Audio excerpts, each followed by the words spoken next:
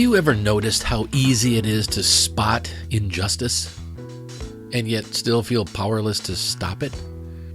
From the quiet dignity of Isaiah's suffering servant to Paul's call for humble leadership to the gospel's brutal retelling of a man unjustly executed while his followers watched from a distance.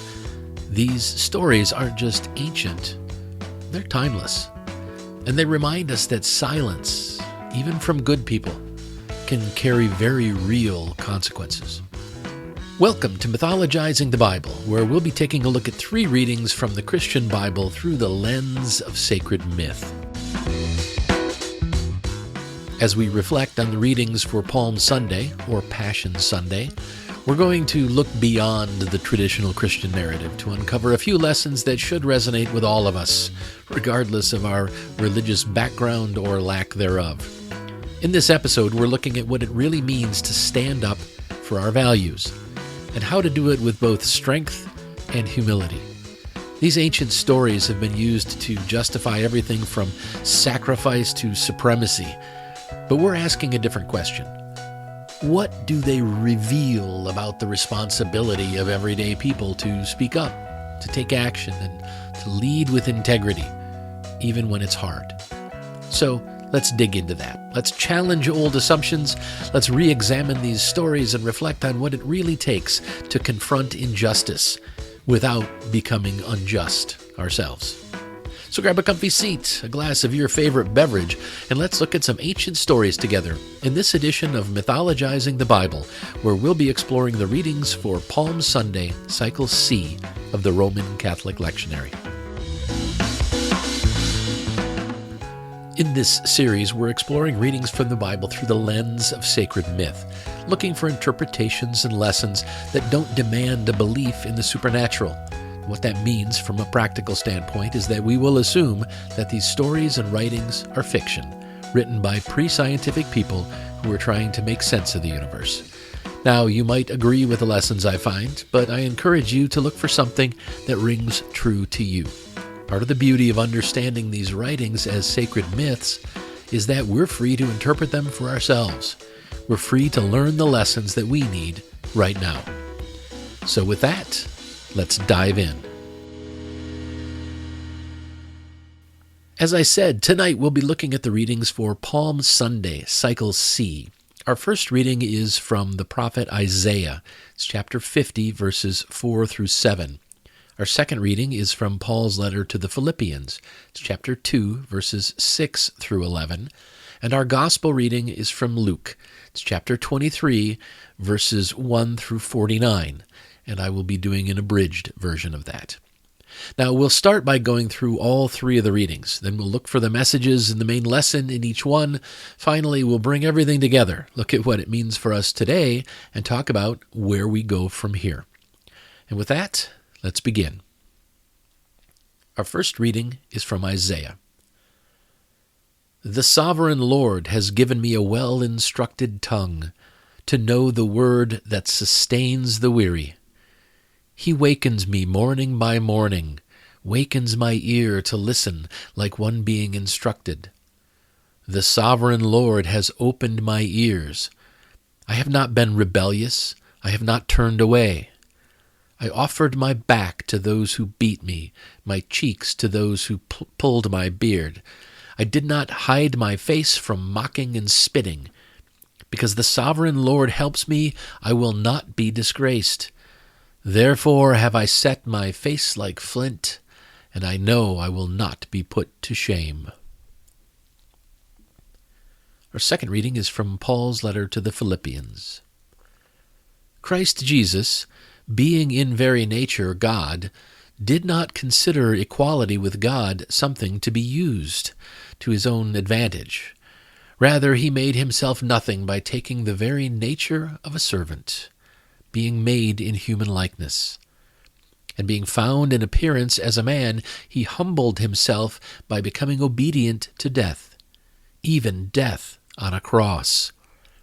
Therefore God exalted him to the highest place and gave him the name that is above every name, that at the name of Jesus every knee should bow, in heaven and on earth and under the earth, and every tongue acknowledge that Jesus Christ is Lord, to the glory of God the Father." And our gospel reading is from Luke. The elders of the people, chief priests and scribes, rose and led Jesus off to Pilate. And they began to accuse him, saying, "We have found this man subverting our nation. He opposes payment of taxes to Caesar and claims to be Messiah, a king." So Pilate asked Jesus, "Are you the king of the Jews?" "You have said so," Jesus replied. Then Pilate announced to the chief priests and the crowd, "I find no basis for a charge against this man." But they insisted, "He stirs up the people all over Judea by his teaching. He started in Galilee and has come all the way here." When Pilate learned that Jesus was under Herod's jurisdiction, he sent him to Herod, who plied him with many questions, but Jesus gave him no answer. Then Herod and his soldiers ridiculed and mocked him. Dressing him in an elegant robe, they sent him back to Pilate. Pilate called together the chief priests, the rulers, and the people, and said to them, "You brought me this man as one who was inciting the people to rebellion. I have examined him in your presence and have found no basis for your charges against him. Neither has Herod, for he sent him back to us. As you can see, he has done nothing to deserve death. Therefore I will punish him and then release him." But the whole crowd shouted, "Away with this man! Release Barabbas to us!" Wanting to release Jesus, Pilate appealed to them again, but they kept shouting, "Crucify him! Crucify him!" Again he spoke to them, "Why? What crime has he committed?" But they demanded he be crucified, and their shouts prevailed. Pilate decided to grant their demand. He released the man who had been thrown into prison for insurrection and murder and surrendered Jesus to their will. As the soldiers led him away, they seized Simon from Cyrene and put the cross on him and made him carry it behind Jesus. 2 other men, both criminals, were also led out with him to be executed. When they came to the place called the Skull, they crucified him there, along with the criminals, one on his right, the other on his left. Jesus said, "Father, forgive them, for they do not know what they are doing." And they divided up his clothes by casting lots. The people stood watching, and the rulers even sneered at him. They said, "He saved others. Let him save himself if he is God's Messiah, the chosen one." The soldiers also came up and mocked him. They offered him wine vinegar and said, "If you are the king of the Jews, save yourself." There was a written notice above him which read, "This is the King of the Jews." One of the criminals who hung there hurled insults at him. "Aren't you the Messiah? Save yourself and us." But the other criminal rebuked him. "Don't you fear God," he said, "since you are under the same sentence? We are getting what our deeds deserve, but this man has done nothing wrong." Then he said, "Jesus, remember me when you come into your kingdom."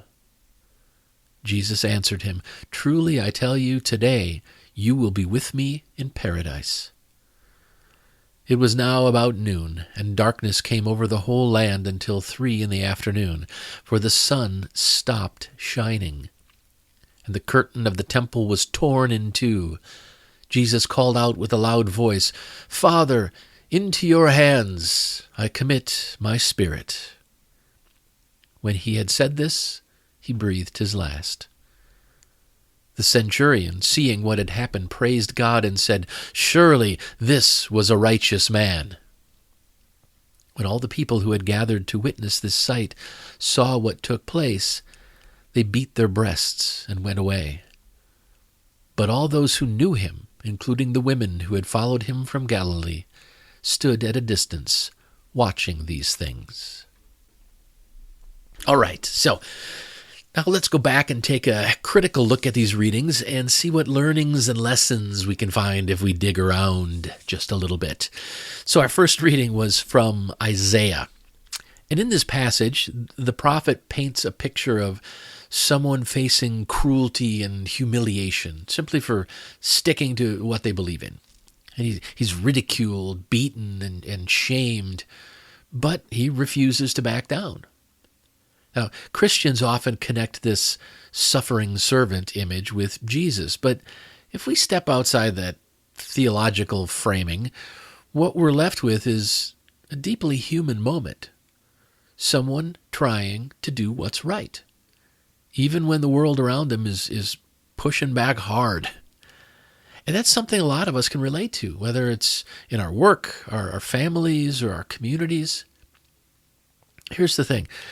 Isaiah stood firm in a belief that had no evidence to support it, and yet he refused to be shamed. That's not necessarily something to admire blindly, but it does raise a powerful point. If someone can be that committed to an unprovable idea, this unprovable belief in God, how much more confident can we be when our values are grounded in reason, compassion, and lived experience?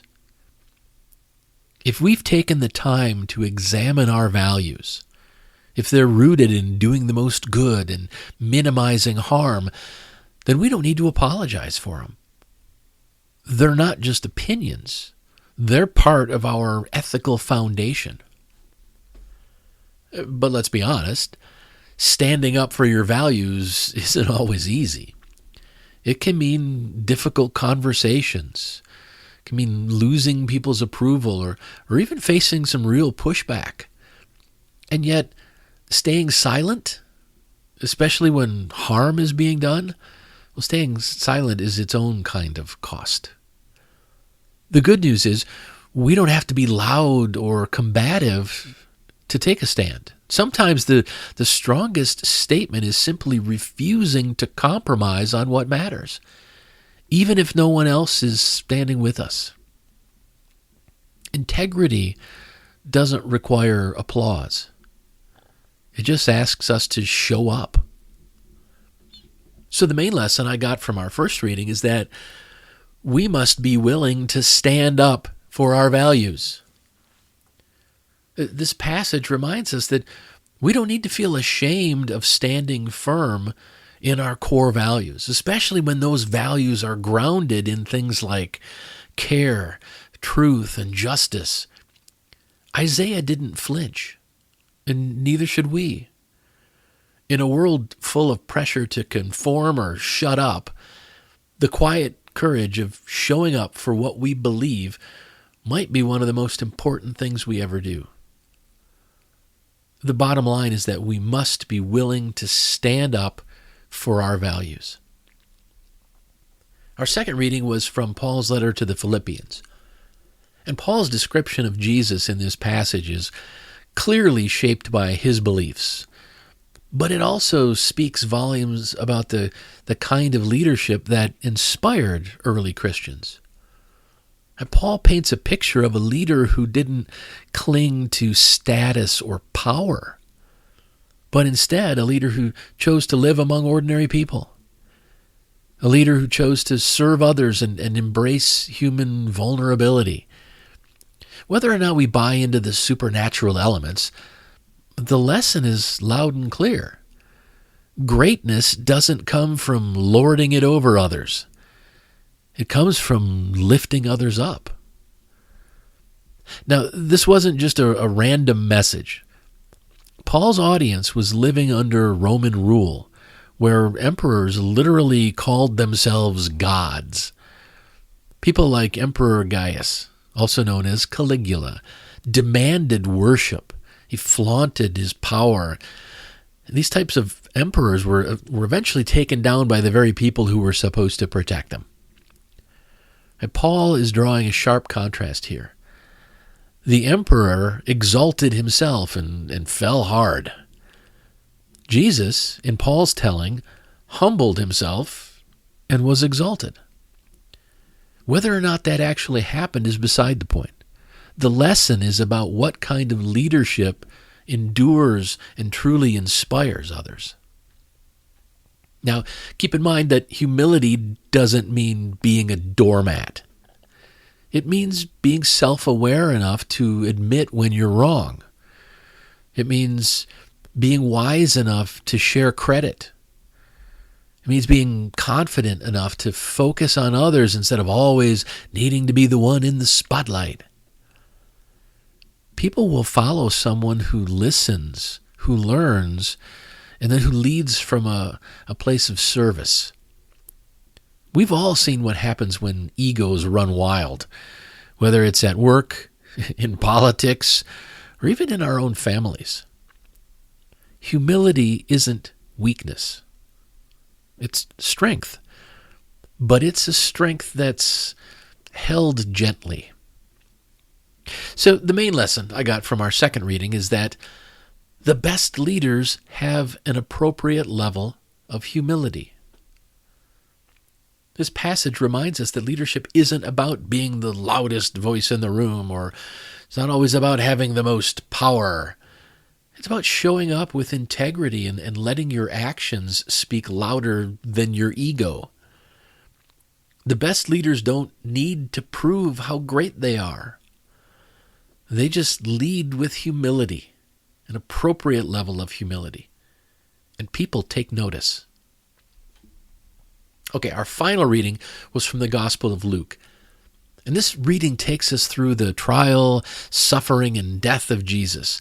And while Christians often focus on its theological significance, we're going to take a slightly different angle. See, when you strip away the mythological elements, what remains is a story about injustice, about a man who was publicly shamed, beaten, and then executed, despite being innocent. Now, Luke's version makes a point of emphasizing that innocence, right? From Pilate's reluctant judgment to the crowd's cruelty, to the centurion at the end who simply says, "Surely this was a righteous man." It's clear that the writer of this gospel wants us to understand this wasn't just an execution. This was a miscarriage of justice. Luke is doing something subtle but I think powerful here by including the voice of the so-called good thief.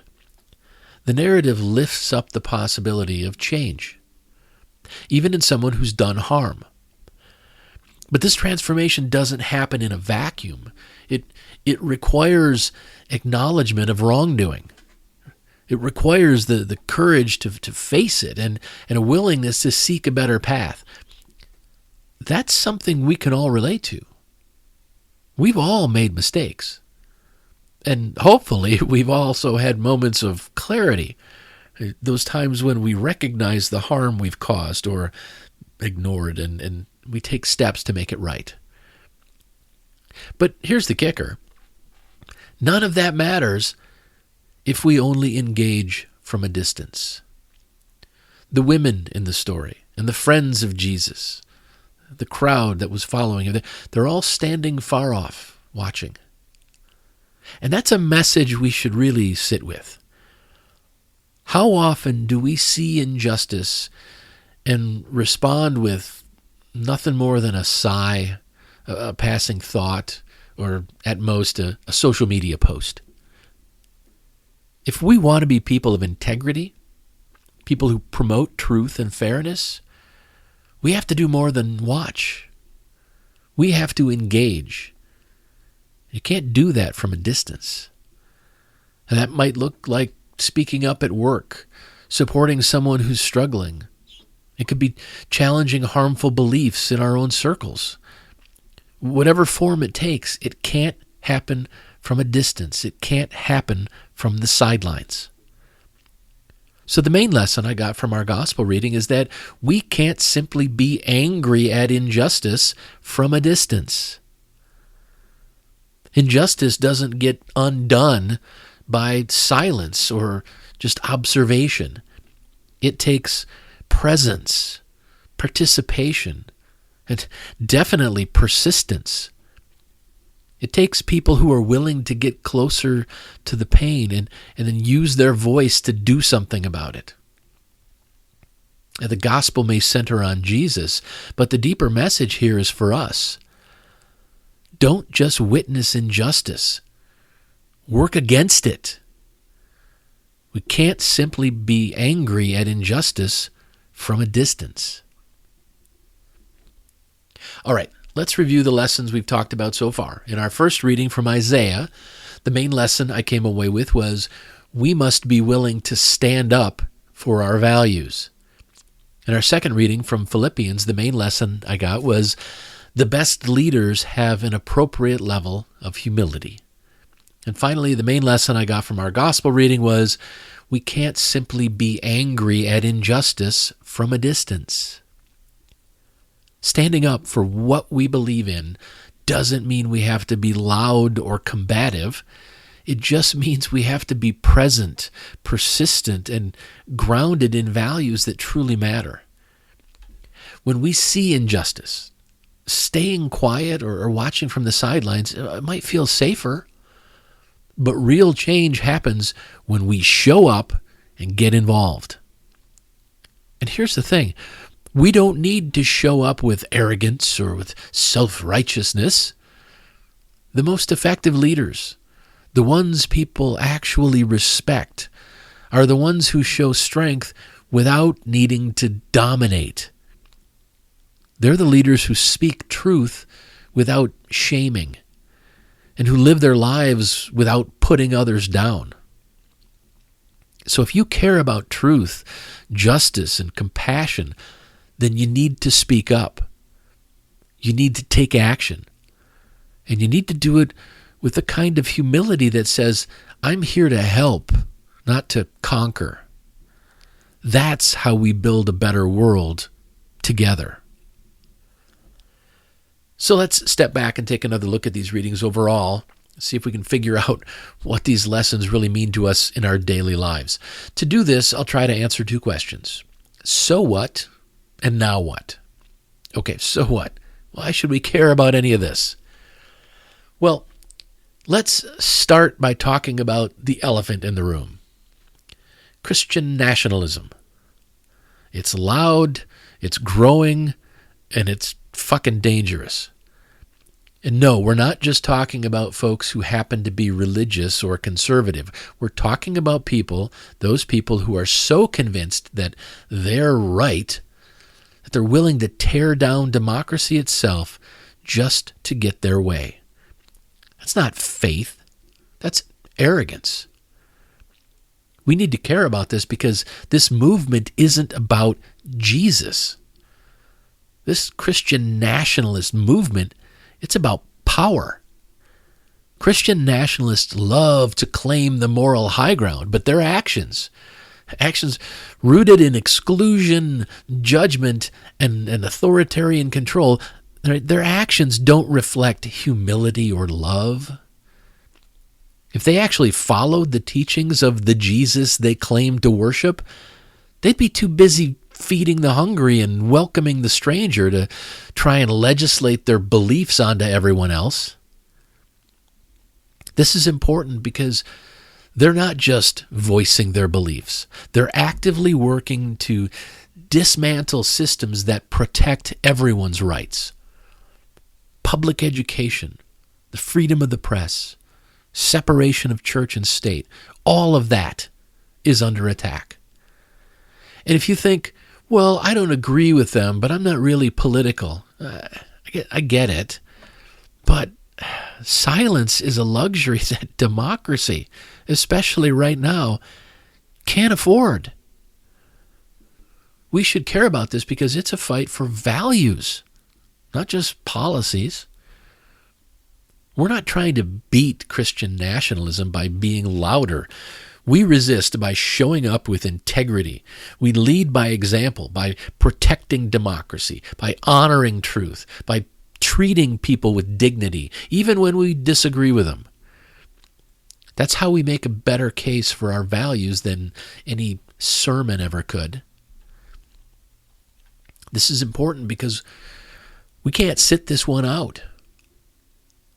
Jesus' followers may have watched from a distance as he was crucified, but we know better. We've seen where unchecked extremism leads. If we don't want to lose the rights and freedoms that actually allow for a pluralistic, compassionate society, then we have to get involved. We have to speak up. We have to vote. We have to push back against misinformation and lies. And most of all, we have to stay grounded in humility, even as we fight like hell for justice. Because no one's going to resurrect our democracy once it's dead. So we need to keep it alive. We need to help it thrive. That's on us. So we can't just watch from a distance. And the last question I try to answer is, now what? What are we supposed to do? Where do we go from here? Well, sometimes when we think about huge, overwhelming movements like Christian nationalism or the erosion of democracy, it's easy to feel powerless. And it's easy to feel alone. But standing up for our values doesn't always mean organizing a protest or running for office. A lot of the time it starts with quiet reflection. It starts with identifying where we stand and how we can show up more intentionally. So with that in mind, here's your question for the week. Where in your life do you feel called to show up for truth, justice, or compassion, but haven't fully engaged yet? And what's been holding you back? This two-part question is meant to help you think through what it looks like for you, in your own life, in your own community. This isn't about shame or guilt. It's about clarity. When we take time to identify the spaces where we've stayed quiet or where we've hesitated to act, that's when we start to see new opportunities. Maybe it's a conversation you've been avoiding, or a community issue you've been unsure how to get involved in. Maybe it's as simple as speaking up when someone spreads harmful misinformation. Whatever it is, naming it gives you a little more power. This has been a tough one for me personally, because I'm definitely at risk if I speak out or protest or resist in the wrong way. So much of what's going on with the rise of Christian nationalism is fueled by the Trump regime.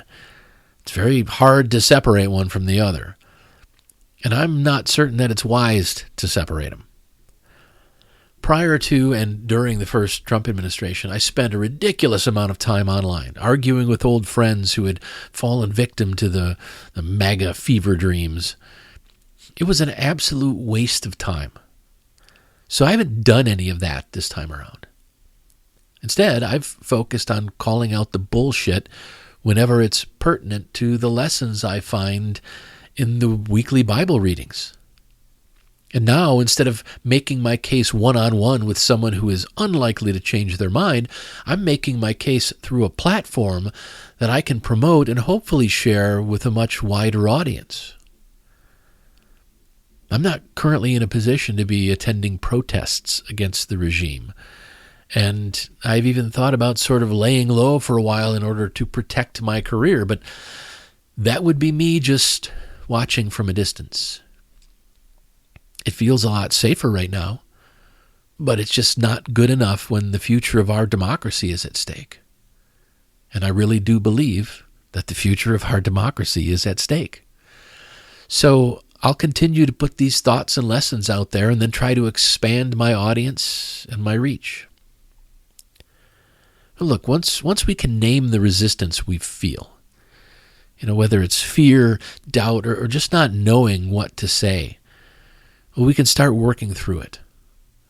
And that's how we grow into the kind of people who don't just want a better world, but the kind of people who actually help build it. So take your time with this question. Where in your life do you feel called to show up for truth, justice, or compassion, but haven't yet fully engaged? And what's been holding you back? Be honest. And remember, the world doesn't need perfection. Right now, what the world needs is participation. Well, before I wrap things up, I'd like to leave you with one more thought. American minister and civil rights activist Dr. Martin Luther King Jr. once said, "The ultimate tragedy is not the oppression and cruelty by the bad people, but the silence over that by the good people." It's important to understand that Dr. King wasn't just talking about moments of dramatic injustice. He was talking about everyday choices. He was talking about the quiet moments when good people look away and stay silent, or even convince themselves that speaking up won't matter. And that connects directly to the question we're wrestling with this week. Where in your life do you feel called to show up, but you haven't yet fully engaged? Dr. King's words remind us that silence can be a form of complicity. And not because we're bad people, but because we're human. Because speaking up can be uncomfortable. Because conflict is hard. Because it's easier to just hope someone else will do it. But if we want to live our values, if we want to be the kind of people who really move the needle, even just a little bit, we have to start paying attention to the spaces where our silence might be doing more harm than good. This quote is a call to courage. Not the flashy kind, but the daily kind. The kind of courage that quietly says, I'm here and I care enough to speak, to act, and to show up. So as you reflect this week, keep Dr. King's words in mind. The world doesn't just need fewer bad people. It needs more good people who are willing to engage. All right, we've come to the end of this episode. Thanks for joining me. I'll be back again next week, but in the meantime, I encourage you to engage with our question for the week and pay attention to the important lessons you come across wherever you find them. You'll create a more purposeful and joyful life, and you'll start to feel more connected to the world and the people around you. I hope you enjoyed this episode of Mythologizing the Bible as we did a deeper dive into the readings for Palm Sunday, Cycle C of the Roman Catholic Lectionary. Remember that if you care about truth, justice, and compassion, then you need to speak up.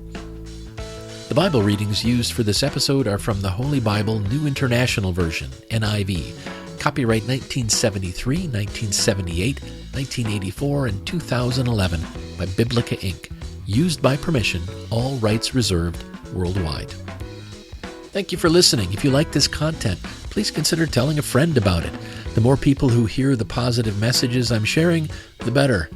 Mythologizing the Bible is a live-streamed series held most Thursday nights at 9 p.m. Eastern Time on twitch.tv/thecodaproject. Every week, the audio of these Mythologizing the Bible presentations is released as a podcast.